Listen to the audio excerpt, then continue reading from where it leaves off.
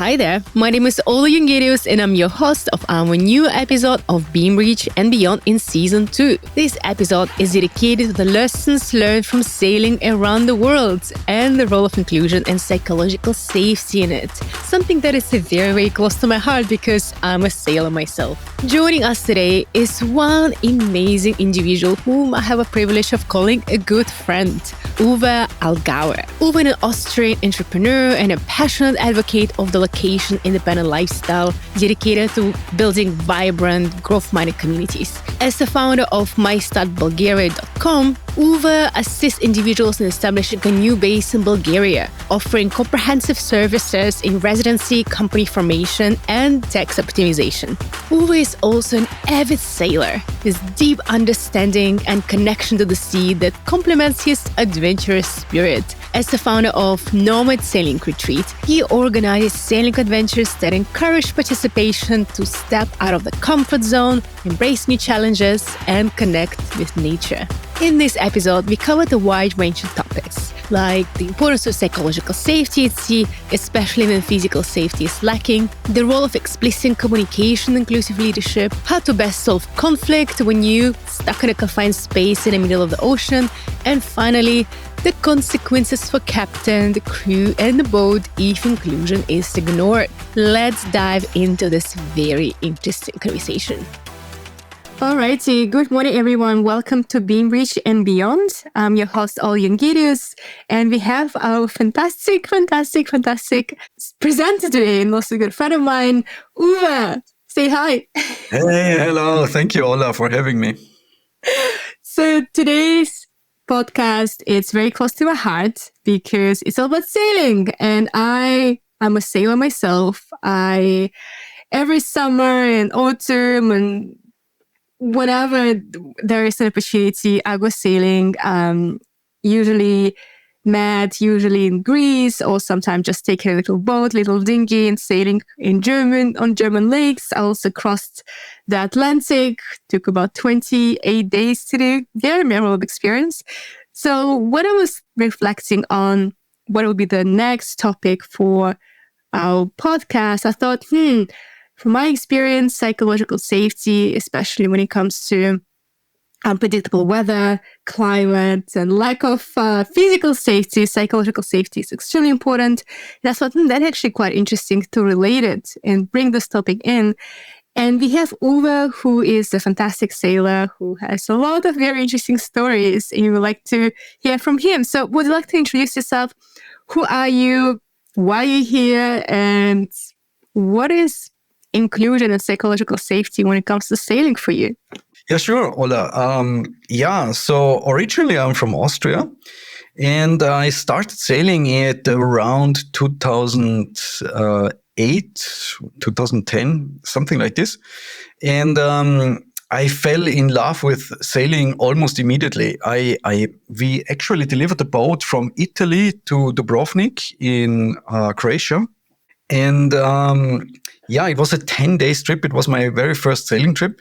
And the skipper was actually very nervous. And I realized, because he was so nervous, all the crew, especially when it came to docking or so, when it came to docking, he was super nervous.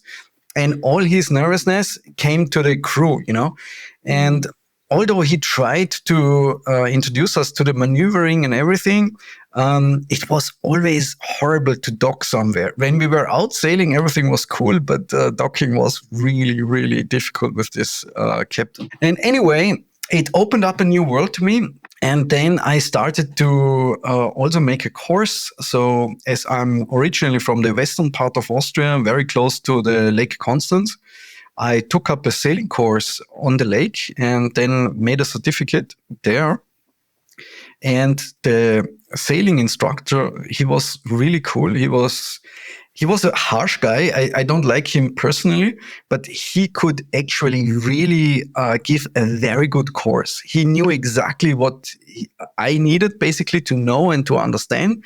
And I had the feeling after this sailing course, I can sail every yacht. I had okay, I know how it works. And this is actually true to a certain extent because Although the sailing yachts got bigger and bigger over time, the principles are always the same. And if you do fast sailing, if you know how to do the maneuvering and everything, it becomes actually very easy to sail a big yacht. I have always trouble with sailing smaller boats, but bigger boats, I feel totally comfortable to sail, actually. The small ones are very, like if you shift your weight or something like this, then they start to lean to one or the other side. And with the bigger boats, for me, it seems much easier. Funny. There is also a bit of stereotype about sailors, and especially those who are in a community. There's captains or skippers or sailors are usually cranky older guys, always in a bad mood. And I'm also, from my experience, I've seen a lot of the very, very good sailors, middle-aged white men, but sometimes the lack of communication with the crew ends up in problems that are serious when it comes to sailing. When there is, instead of communicating in a calm manner, in terms of if something goes wrong, there is a lot of screaming, kind of shouting. And what I've seen, things that could have been avoided, things that could have been communicated in a very calm manner, in a very inclusive manner, made things a little worse, because especially for crew that it's not used to sailing, that gets very nervous and you forget whatever you've learned. What is your experience of that? Yeah, so I think I didn't answer the previous question quite well. So the psychological aspects, or what is the psychological safety? And I think, I read a book, actually, a survival book from a German survival, he called himself. And I think it's very important to know, out at sea, we just have to deal with what there is. And if you don't know things, or if you haven't sailed in storms or anything like that, it can be really tricky and challenging. But once you have seen, the more you have seen, and sailing is really a vast array of different disciplines. And, there's so many things. I think sailing can never be mastered. You can only get better at it the more often you practice and do, And I think, part of the psychological safety is you have to pull yourself together and you have to do one thing after the other. And sailing is very compounding. You make a little mistake along the line, and then another little mistake, and then another, and then it compounds very, very quickly. And from 5 minutes or even less, from a very nice sailing trip, it can compound into mayhem within a minute or two. And this is something you just have to be aware, check the weather all the time and know what you're doing. And then this becomes something that is manageable in small steps somehow. Mm-hmm. And of course, you do your best to your best experience and expertise. But I think, and this coming to the next question, communication, I sailed, as I explained also before, if the skipper is nervous, the entire crew is nervous. It's contagious. Mm. And the same is true for if the skipper is relaxed, everybody else is relaxed. Yeah. And, you can feel sailing is a very, how can I say, it's common sense. You need a lot of common sense, basically. This works like that, this works like that. It's, in principle, it's very simple, I mean, there's a lot of things that come together sometimes and you have to manage, but in principle, it's very simple. And you can see if somebody knows his trade or somebody doesn't know his trade. I actually, for 1.5 years of my life, I dedicated my entire time only to sailing. Oh, wow. This was in around 2012, 13 or something like this.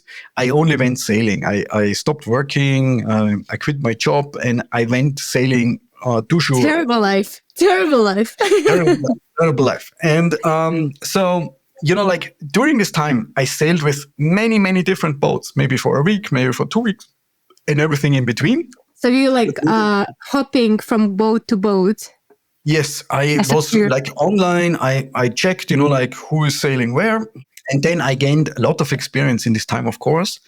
And I had a few skippers. And I think, like from all the skippers I had, maybe 20 or 30, I can't remember.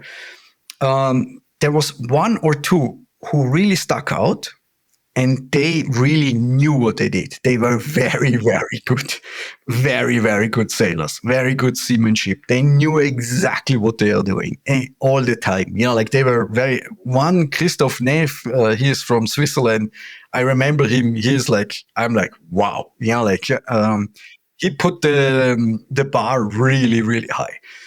But all the other sailors and skippers I met, they don't know much. They have no idea what they're doing. They're just making things up as they go. And of course, like if you sail with the latter, then it's very easy to learn because you see all the mistakes basically in front of your eyes. And this is something I'm very thankful for, because this is where I learned a lot. Like I learned, okay, how to not do things, like basically. And as always, so I usually chart a boat that I can sail myself, even if it's a catamaran, 46 foot. Theoretically, these model boats you can sail yourself.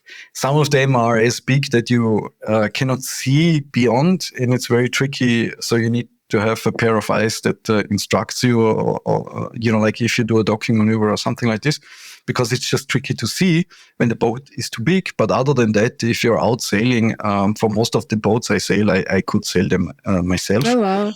And but for these sailing trips that I organize, I like to have people on board, and I like to teach them sailing. I like to, share my knowledge and my expertise and all my experience with the people. And most of them actually start the sailing course afterwards. Oh, lovely. And which is really, really cool. It warms my heart.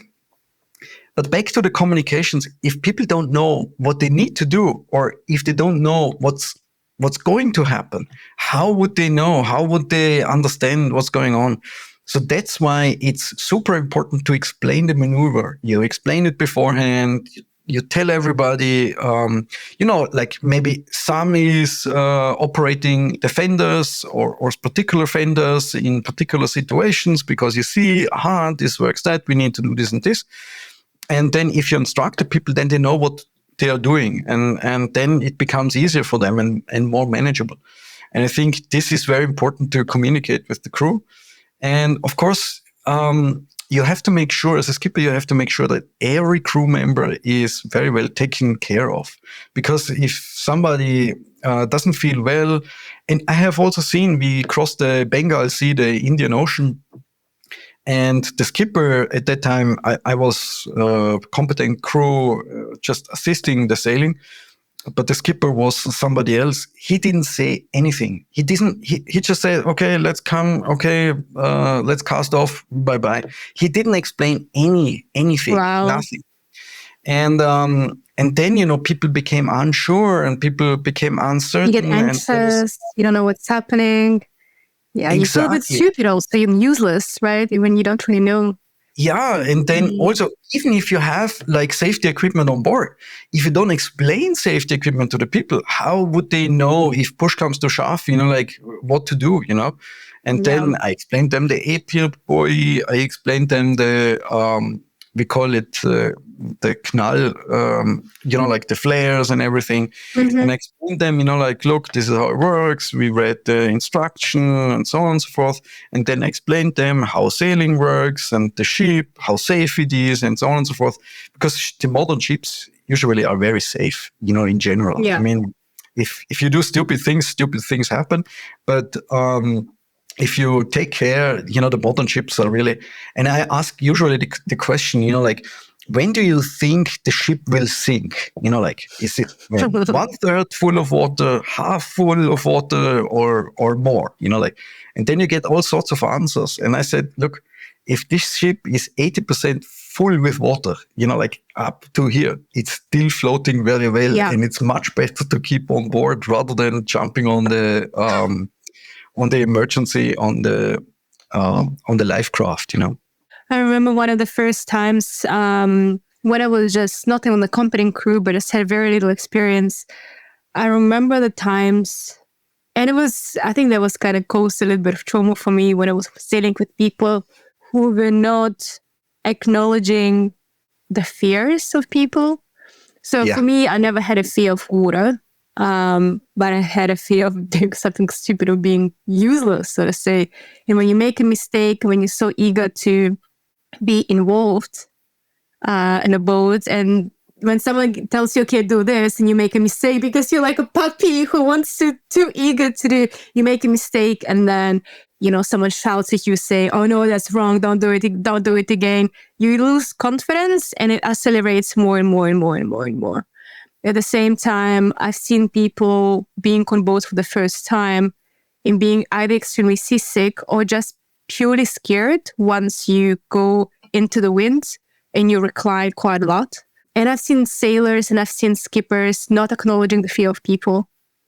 And after all, those people are not going to enjoy a single moment of sailing. And they will actually develop either fear or even hatred towards sailing. And I find it extremely, on one hand, if you have a crew full of, 10 people, 5 people, and you'll have several weeks of sailing together, you also can't include 100% everyone. If the one person is always too scared to sail, perhaps they shouldn't be on a boat, right?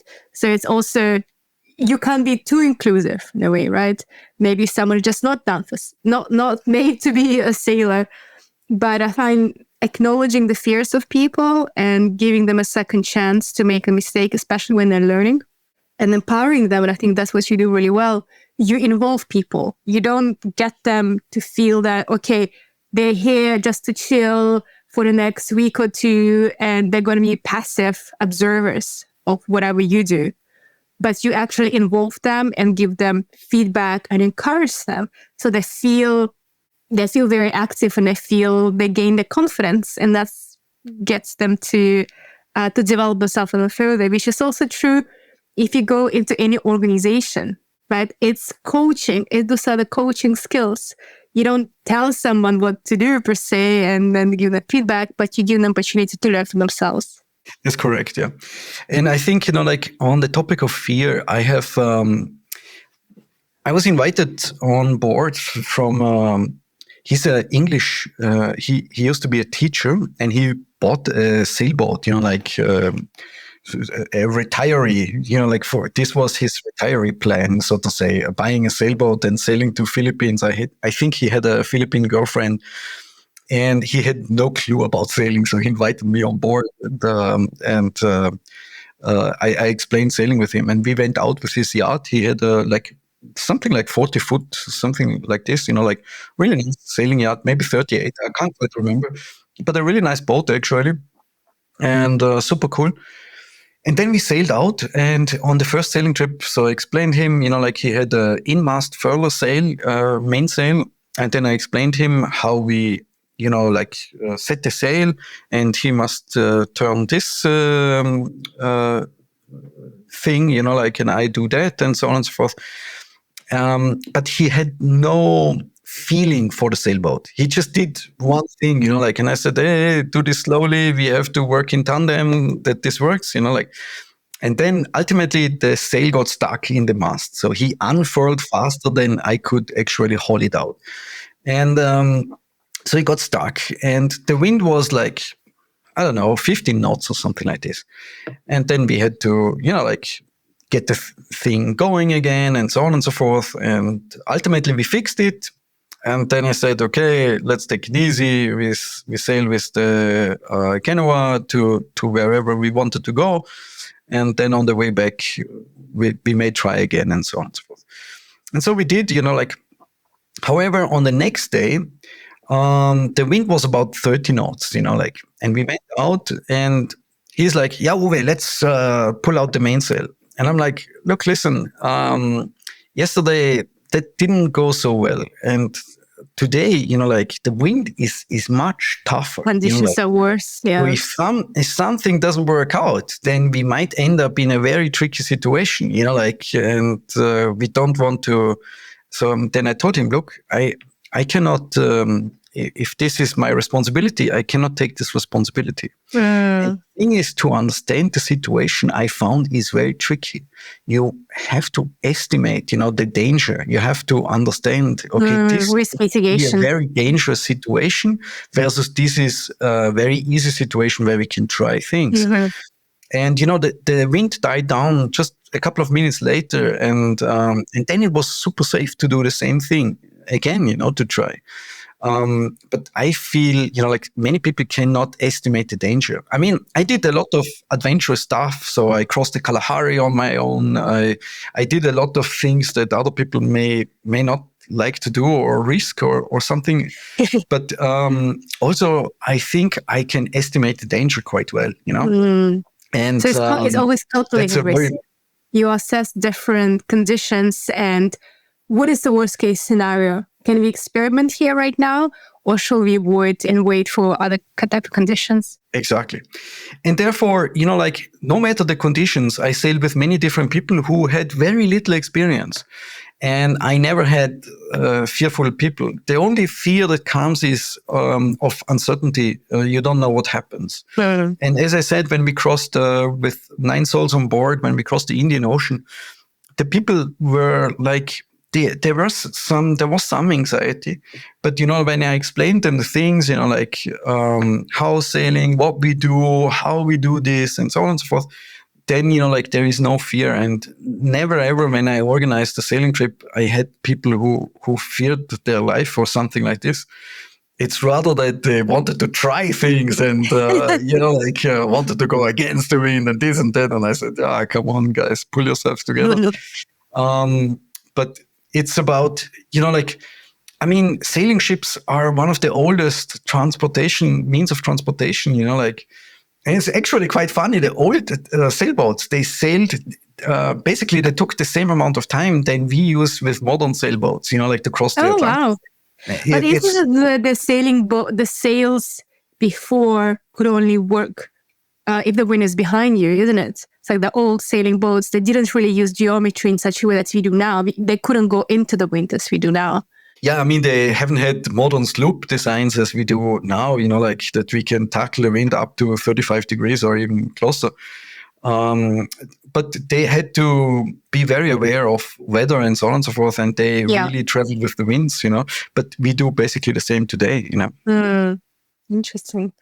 Another question I have is, how do you ensure that, especially if you sail for quite some time and you have very confined space, especially if you do not island hopping in Greece, but if you do quite a serious passage, how do you make sure that everyone feels in line with each other? Because you have very confined space, you have different personalities, you have very little privacy, you have sometimes your basic human needs are not really satisfied, whether it's, having some wine or having better weather or not falling all the time because you're going into the wind.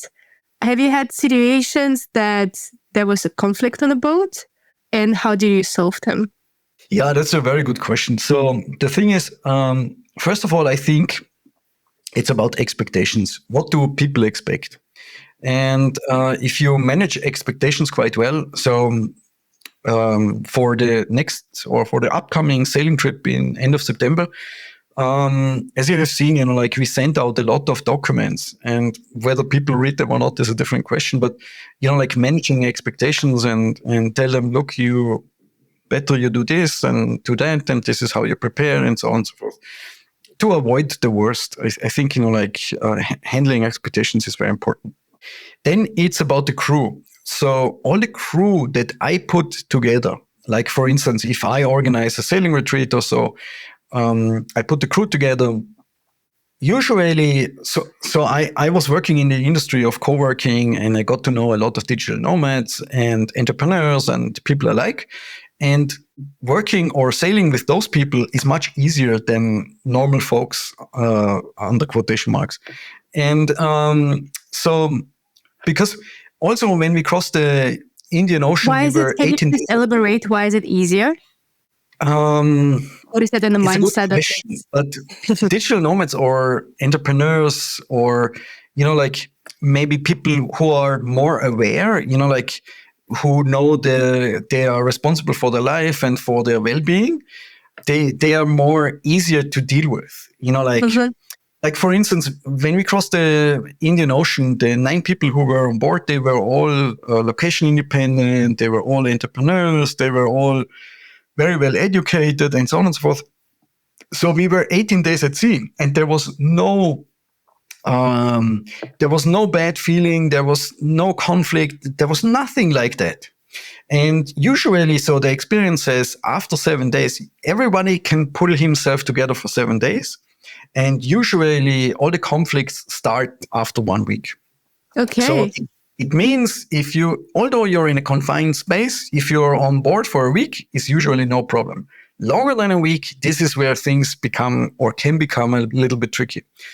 The idea is not to avoid conflict, but to actually face it.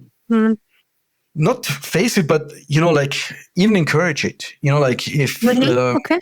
I mean, like encourage it to don't hand out weapons or something, but like I mean, encouraging in the sense of that the people throw these words at each other, and like and not hold it themselves. Once it's out of your system, it's easier to deal with it. Like. And, you might have some shouting going on, but in the end, everybody hugs each other. And that's as long as no one pushes anyone into the water. Exactly. Well, I have also stories for that. But I mean, like in general, it's about not trying to avoid these conflicts, but let them happen as they arise. And it's very interesting. If I put a crew together, as I said, like, and there is a certain like-mindedness of the people. I never had actually conflicts on board. I sailed for 4 weeks around the Peloponnese. As I said, 18 days crossing the Indian Ocean and so on and so forth. The people there was never an issue. Issues always were there if I was not choosing the crew. So, like, I also worked as a skipper, like as either relief skipper. So if the original skipper goes on holiday or something like this, some other people jump in. So if I work in these positions or so, which I try to avoid, I don't like that, to be honest. Then, you have to work with a crew that you haven't chosen, and this might be very, very difficult. I remember I sailed with 2 ladies. They were looking for a non-vaccinated skipper, or whatever. So I was in that position, and then they said, "Oh, we would like to have you." I went on board, and after 2 days, it was a horror show. Basically. Why? I wanted to leave the boat, like it became so bad. After the 3rd day, it was like a horror show. After the 2nd day already, it started, like being bad. But the 3rd day, like things really became. And then, like if you have one person on board who is really nagging and like against everything and so on and so forth, it's really tricky to deal with that, like in the end, it's a very confined space. And if people don't have, I mean, you have to come to senses at some point, and if there is no sense, then it's very tricky to deal with it. I remember also my own experience. The first 2 weeks of crossing the Atlantic Ocean, there were only 3 of us. So it's very difficult because you have 62 foot boats, and it's stainless, it's aluminium boat. So it's a machine, right? And then I was one of the 3 people I was a co-skipper. And then the owner of the boat, first 2 weeks was fine. And there was also a friend. But the problem with that the person sailed for the past few months as a commercial. And he asked me and my friend to help him deliver the boat. But at that stage, the person was so mentally, emotionally, physically exhausted that a lack of sleep, a lot of stress, lots of things going wrong with the boat, that by the time we got to the boat in Azores, the person also, because we had friendship, there was psychological safety. And I think there basically was a mental breakdown. And because he couldn't do it with other people since they were paid customers, we were friends, he ended up having a mental breakdown, which caused a lot of problems. It was actually endangering our lives. There were a couple of times because of lack of sleep. We even had he did not at night. It was likely I woke up in the middle of the night because I could hear on the radio another boat like shouting at us that we were too close. Right, so that was in the middle of the night. There was a tanker coming towards us, and they had the right of way.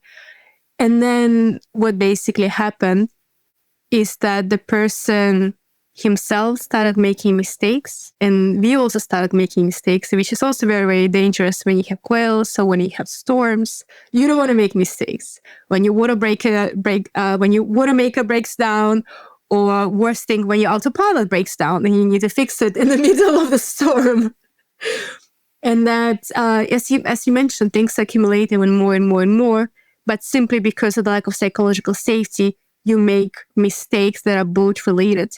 If you have psychological safety, you can overcome storm, you can overcome problems on a boat. But if you don't have psychological safety, suddenly you're going to have problems like storms because you didn't check weather properly, or you're going to mess up your boat and your sail's going to thaw down. But what basically happened, I'm not going to go into details, but there was such an atmosphere on the boat that you were afraid to do anything because you were not sure whether it's going to be correct or incorrect. And whatever you did was wrong. So say you pull this line and that last time it was correct, you pull it this time, another time that was incorrect. And that basically caused troubles for the boat, and also having a lack of psychological safety and also physical safety. There was some situation when there was physical danger for all of us on the boat that could have been very, very, very easily avoided if we had proper communication and lack of mental health problems for all of us, so to say. Yeah, because you have exhaustion, you don't sleep, you don't eat properly, you don't have anything that you have in your normal life. So you need to put additional attention into that. Yeah, I think so. It's a very interesting point you're talking about, and so from my experience, if the owner is on board, so if you sail with the owner, with his vessel, and the owner is on board, it's a very different atmosphere than if the owner is not on board. Okay. Because even though I was invited and paid as skipper, whenever I sailed with the owner knew always better. And this is something that's very tricky, because if you're the skipper, you're in charge. And,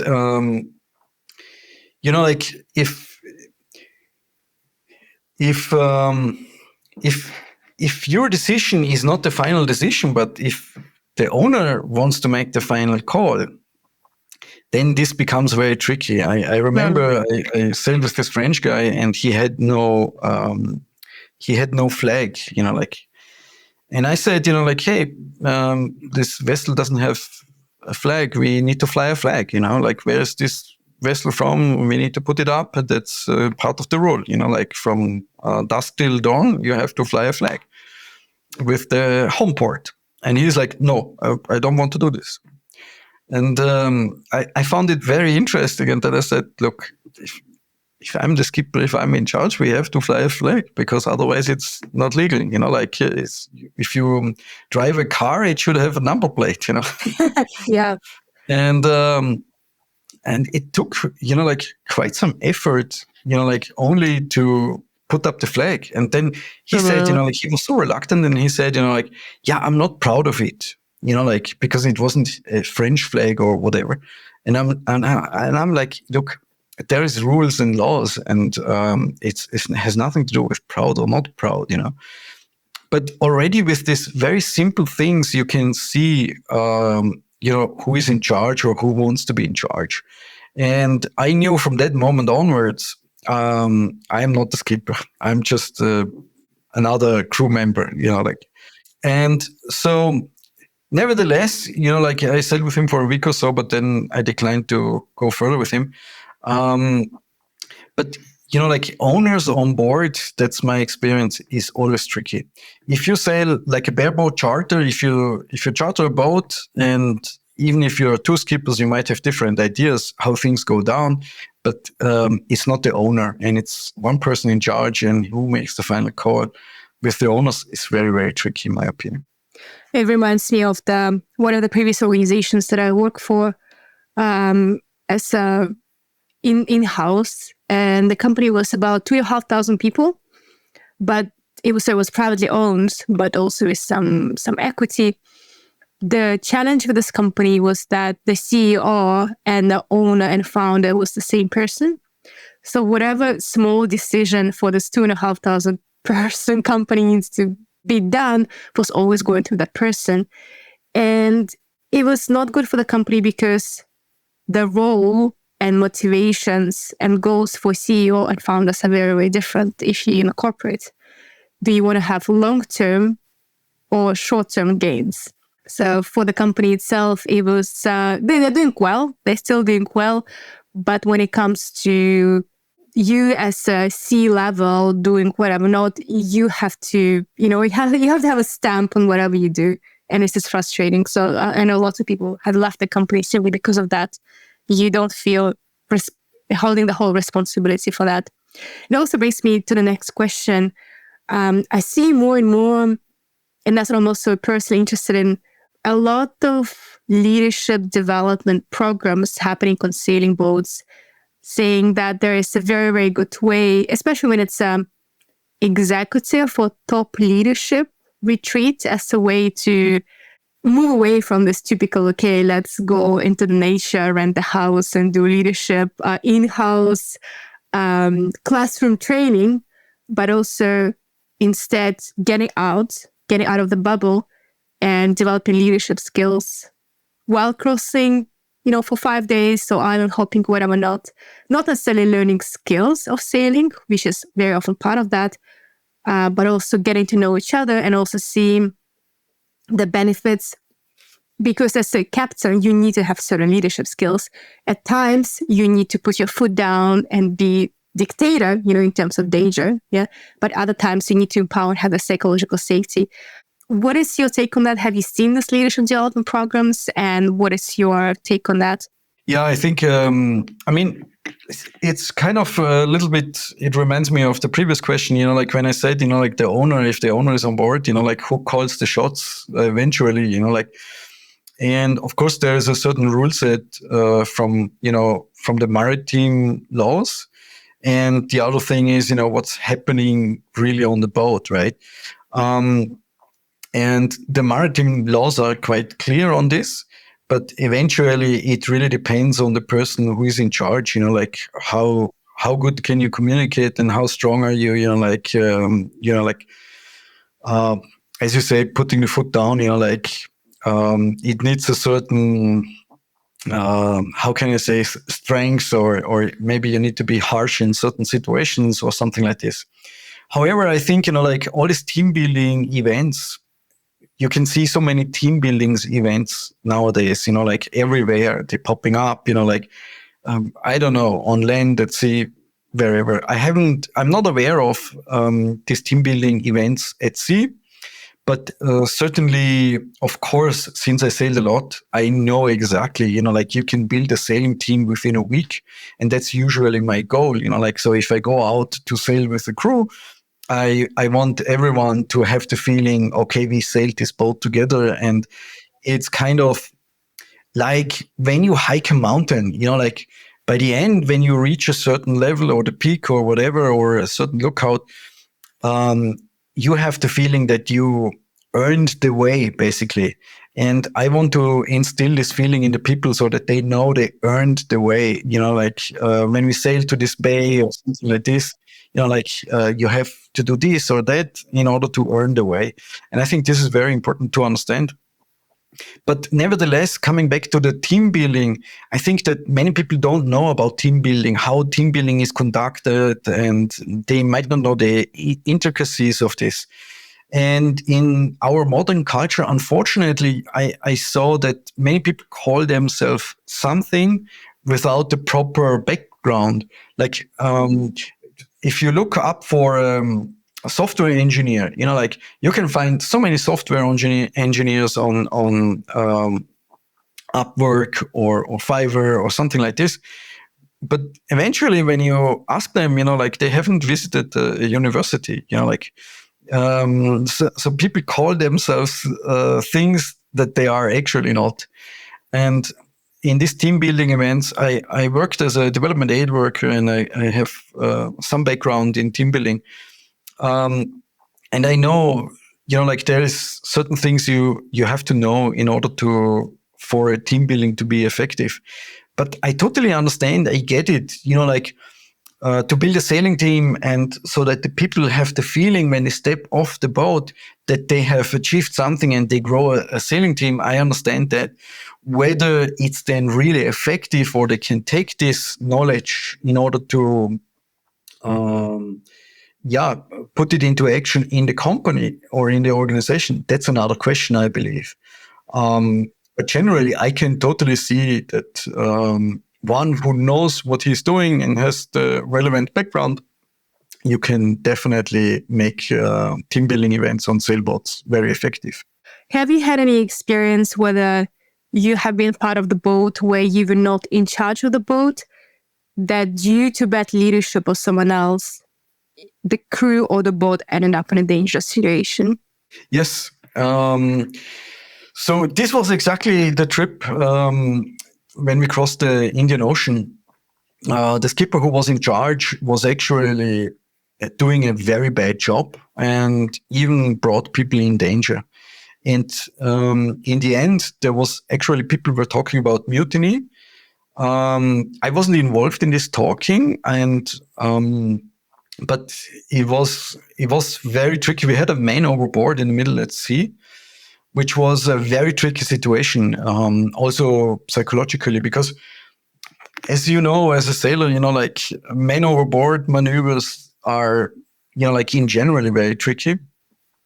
On this particular boat, this was an 82-foot catamaran, and the main sail, it took 5 people to set the main sail, and it took at least 15, 20 minutes to set the sail, so that's not a ship you can sail yourself, that's a ship that needs really crew, and you need to really tell the people how to do things and so on and so forth.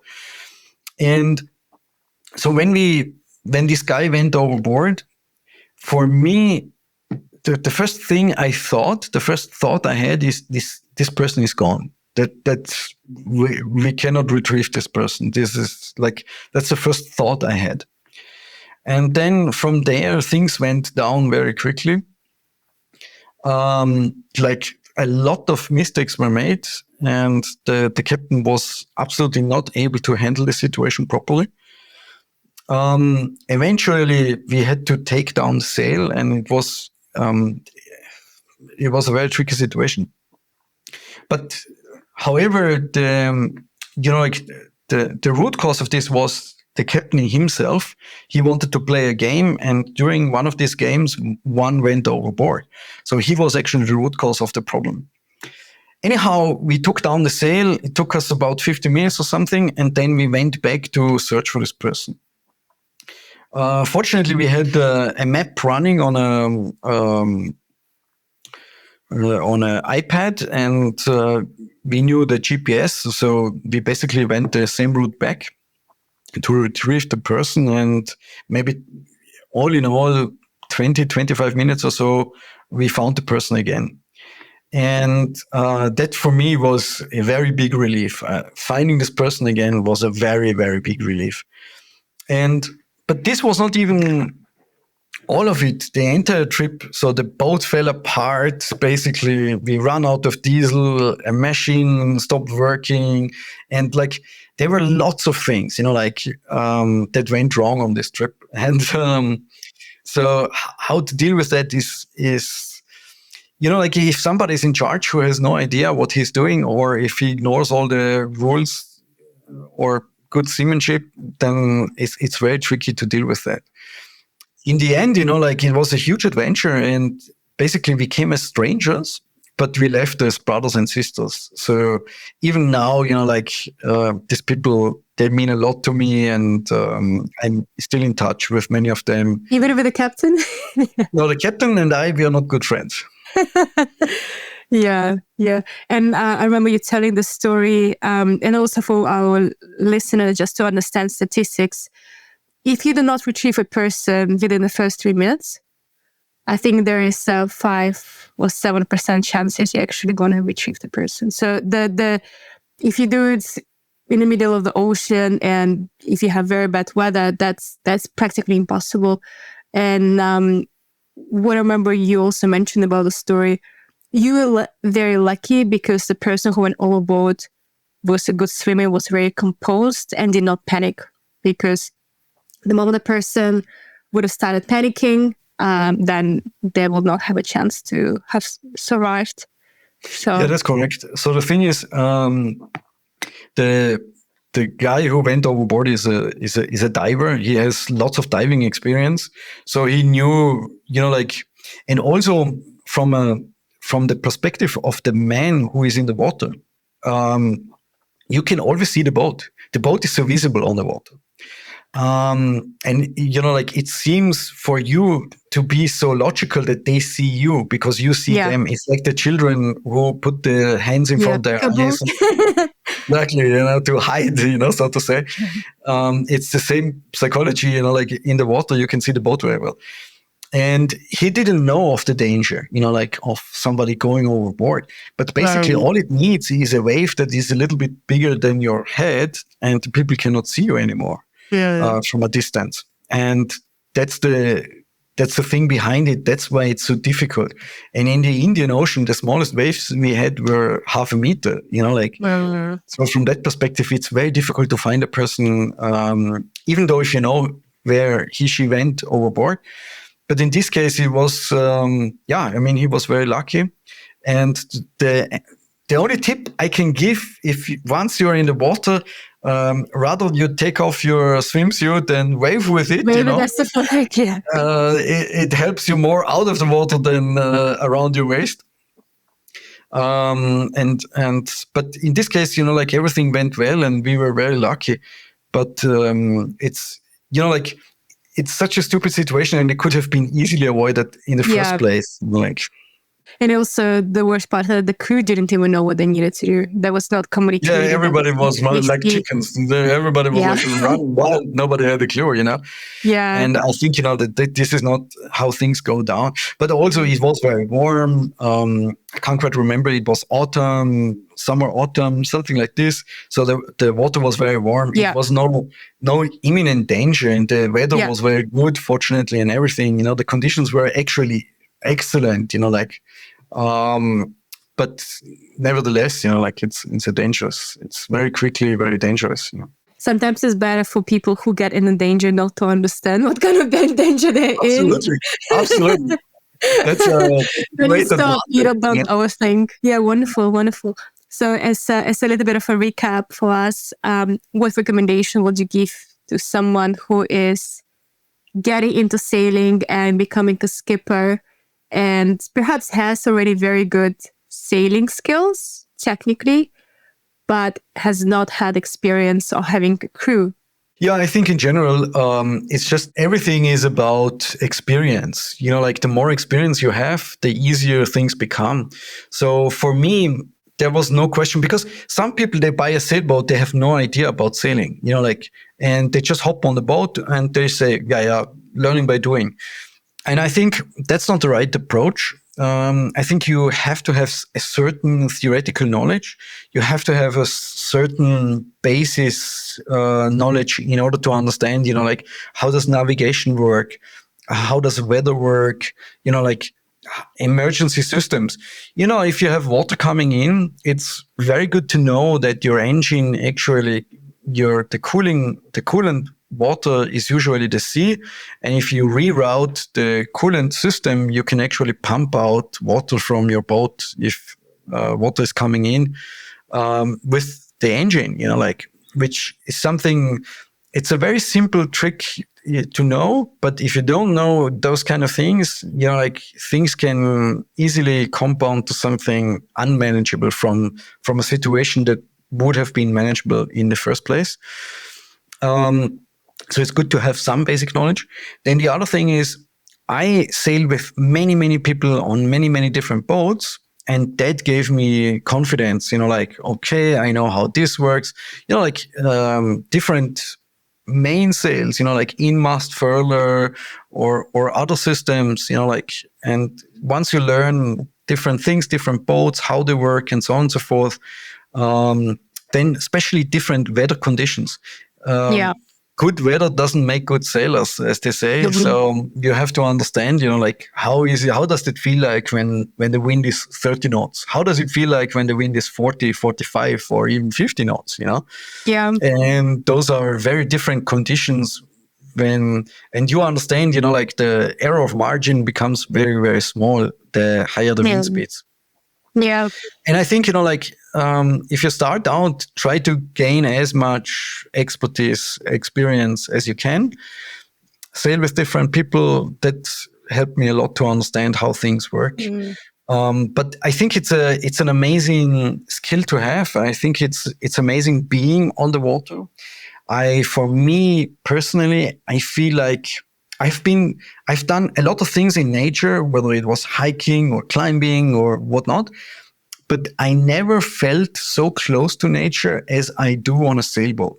On a sailboat, I feel like totally immersed in nature, and the peace that comes with it, the views of the water, the relaxation, the absence of noise, with noise, I don't mean sounds necessarily, but like people living in cities and whatnot, and we have so much noise around us, whether it's advertisement, whether it's sounds, whether it's information, whether it's traffic or whatever. The absence of all this noise is actually very, very calming, and I cherish it a lot. And sailing is just, it's, for me, I totally love it. Yeah. Yeah, it's very meditative. I also remember someone once told me, just like you mentioned, when you start sailing, go on different boats, go with different skippers, go with different captains.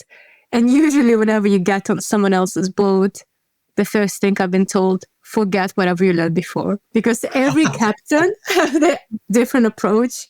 And whatever thing you've learned, sometimes could be in different boats. So that's what you probably mean by having digital nomads or entrepreneurs. It's very good because the skills to adapt to uncertainty, to different situations are very high compared to someone who's been employed, who hasn't, lived outside in a different culture, have been immersed in an unpredictable situation where you cannot speak the language. So it's a lot of fantastic skills that you can learn as a sailor that you can transfer, especially if you work in change management. Especially when you run project or transformation or, project manage or event manage, because things can always go wrong. It's more about how do you react to them and how do you educate your crew to react to uncertainty, especially in so-called danger. Yeah. Thank you so much, Uwe. It's been a wonderful conversation and very interesting skills, and I'm really looking forward to September. It's only a few weeks away until we get on a boat and have our little adventure there. Great. Thank you so much, Olla, for having me. It was really great. Thank you for listening. If you have any feedback, recommendations, or would like to be a speaker in our next episode, reach out via hi@BeamReach-inclusion.com. Also, if you need our expertise with diversity inclusion training, would like us to conduct a comprehensive audit, or need a helping hand with DI strategy, don't be shy and get in touch. Stay tuned, and until the next episode.